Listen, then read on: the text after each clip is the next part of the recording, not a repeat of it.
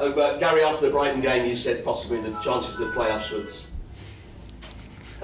the chances of the playoffs now had gone. Then you go and you put a great performance in a game. Reading get the 3 points. The teams above you, the results go your way, which was nobody would have predicted that. So you're back in with a chance, and the team come out with the night and against Leeds at home. That first half performance, you must have thought you were a living nightmare.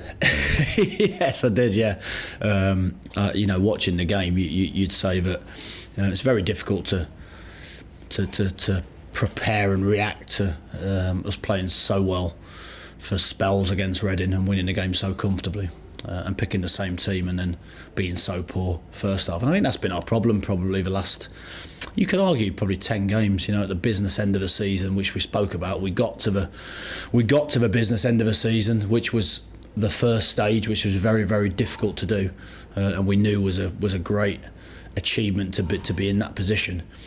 It's then about how you handle the pressure and how you handle the big games and how you win those games. And what you'd argue is, we've just been too inconsistent, I think, over that period. Which in some ways I can understand. I can understand from some of the players, that some of the players have not been in that position before.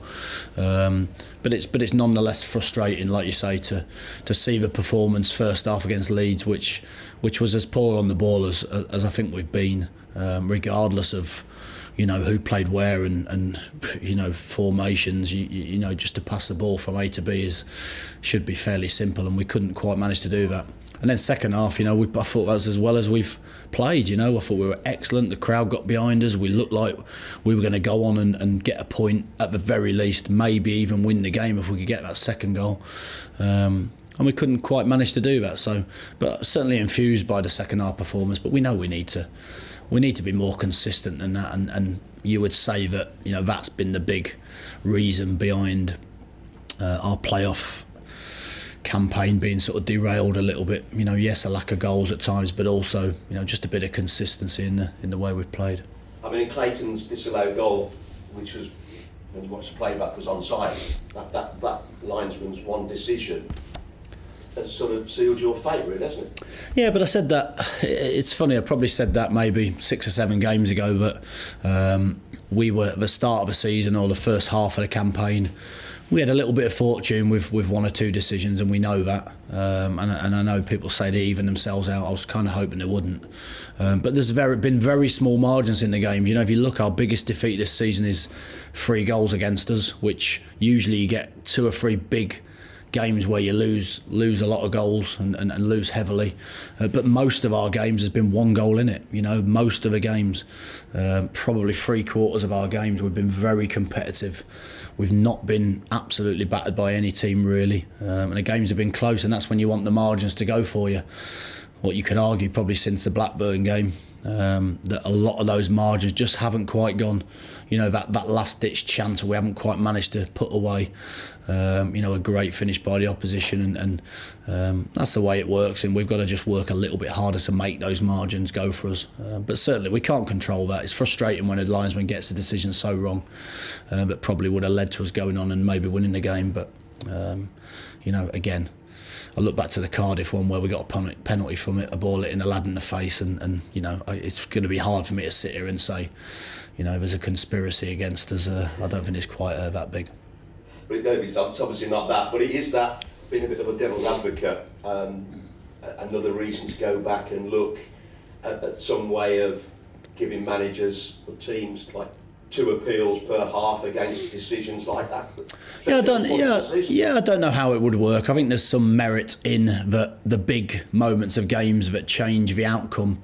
You've seen it over the season this year, change the outcome of people's careers, people's livelihoods, people's jobs, other people's jobs at clubs. There's so much money in football and so much pride at a lot of the clubs up and down the country that 1 or 2 of these decisions, of course, do affect it heavily.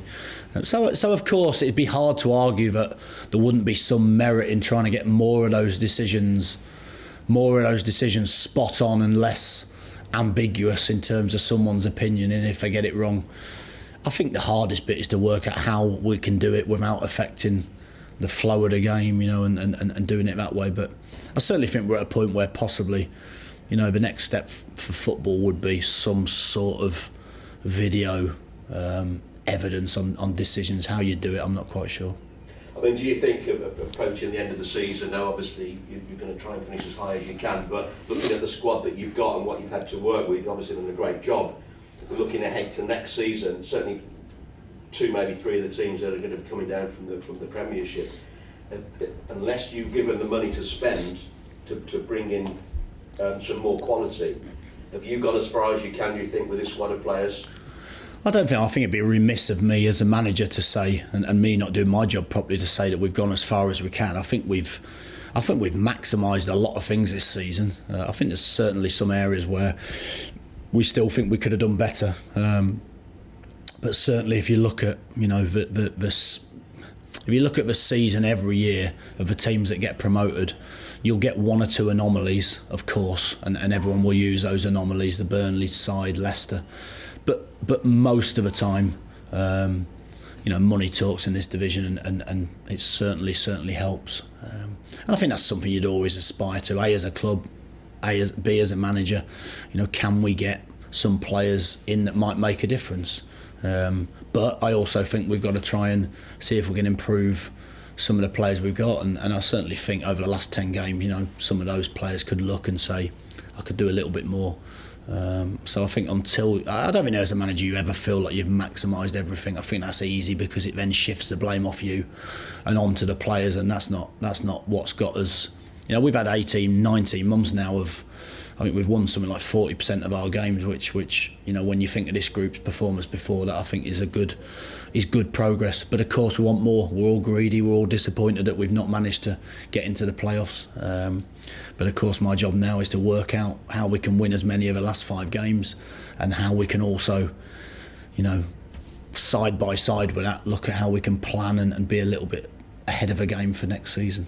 Of course, Burnley tomorrow, they're at the moment in the automatic promotion places. They'll be obviously coming to St Andrews for the 3 points. You obviously want the 3 points as well, but are you pleased with the few changes that you've made over the last couple of games? Are you going to stay in that? I think you can probably look at the changes we've made over the last 6 or 7 games, and maybe ultimately we've probably ended up making too many changes, and maybe not had as much continuity as we like. But I think that's just a genuine desperation to win games. We want to win games. We're all working incredibly hard to do that.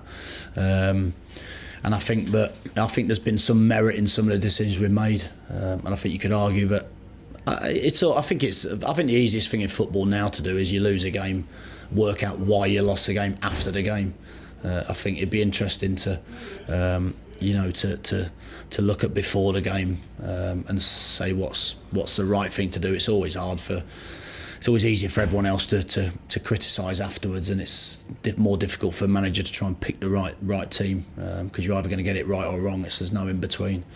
But certainly I think that some of the things we've done have worked out, and some of the things we've done we're always looking critically of whether we can certainly do better.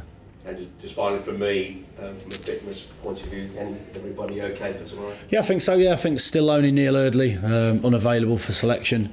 I think we've got 2 or 3 players that are just carrying little bits, and again, it's always how they feel. Sometimes you'll get a player coming Friday morning and say, I'm struggling a little bit, this is sore, that's sore, and then you have to make a judgment call based on what you see in training. But I think at the moment we've got a pretty clean bill of health.